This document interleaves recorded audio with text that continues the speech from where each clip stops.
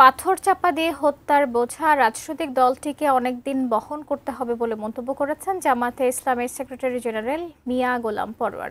এ সময় তিনি বলেন, বিচ্ছিন্ন ঘটনা বলে সোহাগ হত্যা এড়িয়ে যাওয়া রাজনৈতিক অপকৌশল।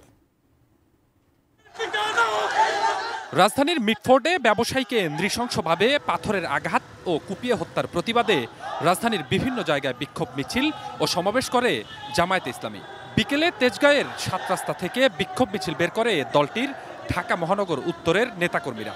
মিছিলটি মগবাজার মোড়ে গিয়ে সমাবেশের মধ্য দিয়ে শেষ হয়। দুপুরে বাইতুল মোকাররমের সামনে সমাবেশ করে জামায়াতে ইসলামী ঢাকা মহানগর দক্ষিণ শাখা। এ সময় দলটির নেতারা বলেন, জামায়াতে ইসলামী সন্ত্রাসী ও চাঁদাবাজদের কাছে দেশ ছেড়ে দেবে না। ফ্যাসিবাদের বিরুদ্ধে মানুষ আবারও রাস্তায় নামবে বলেও হুঁশিয়ারি দেন দলটির নেতারা। আমাদের এই প্রতিবাদ, আমাদের এই বিক্ষোভ কোন দলের বিরুদ্ধে নয়। আমাদের প্রতিবাদ হত্যার বিরুদ্ধে, আমাদের প্রতিবাদ ধর্ষণের বিরুদ্ধে, আমাদের প্রতিবাদ চাঁদাবাজের বিরুদ্ধে, আমাদের প্রতিবাদ সন্ত্রাসের বিরুদ্ধে। জনগণ যদি ঐক্যবদ্ধ প্রতিরোধ করে তুলতে না পারে, আজকে সোহাগকে ধরছে, আগামীকাল আমাকে ধরবে, আগামীকাল আপনাকে ধরবে, আগামীকাল যাকে ইচ্ছে তাকে ধরবে।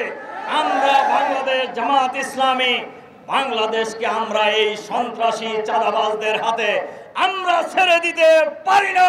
কালার এক্সপার্ট, জর্জ স্যাপ এবং মাইল্ড অন হ্যান্ডস টেকনোলজি সমৃদ্ধ অরিক্স ক্রিস্টাল ওয়াশ আপনার লন্ড্রি এক্সপার্ট।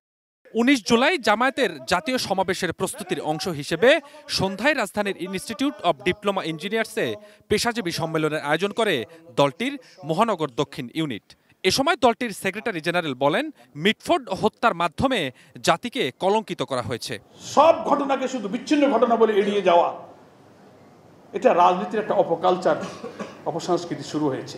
যারা এই পাথর মজলুম মানুষের উপরে যে পাথর চাপা দিয়ে হত্যা করেছেন, এই পাথরের বোঝা আপনাকে বহন করতে হবে অনেকদিন। ১৯ জুলাই সোহরাওয়ার্দী উদ্যানে দলটির জাতীয় সমাবেশে ইতিহাস সৃষ্টি করে নতুন বাংলাদেশের বার্তা বয়ে আনবে বলে প্রত্যাশা করেন জামায়াতের নেতা। আমরা নিরাপদ বাংলাদেশ চাই।